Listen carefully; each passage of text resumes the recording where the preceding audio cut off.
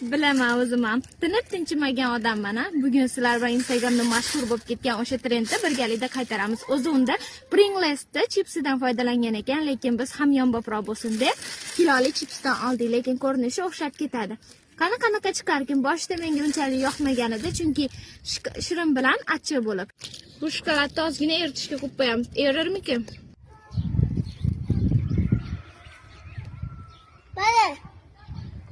Uyga kirib oldik, iloji yo'q, chunki shokolad qancha eritmoqchi bo'lsam ham erimadi. Balki mana qalin qog'oz borligi uchun bo'lsa kerak.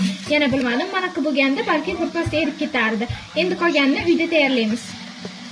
Shu idishni o'ziga qilib olamiz, boshqa idishlarni ham yomon qilmasdan. Qaynoq suv qo'yganman, endi buni eritamiz. Sizlar ham meni oziq qilishdir, shuning uchun maska taqib chiqadi deb o'ylaysizlar. Tagi erib ketibdi. Bundaqa bo'lmas ekan. Bo'lmadi, endi boshqa so'zdan foydalanamiz.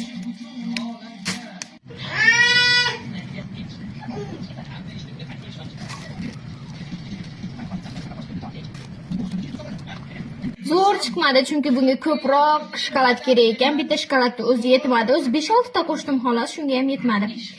Endi buni yeb ko'ramiz.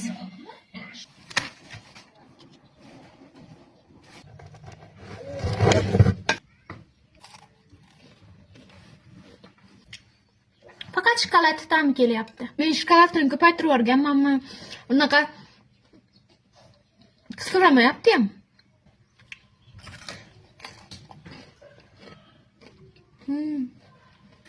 Endi sezilyapti. Endi mazza joyiga ketdi.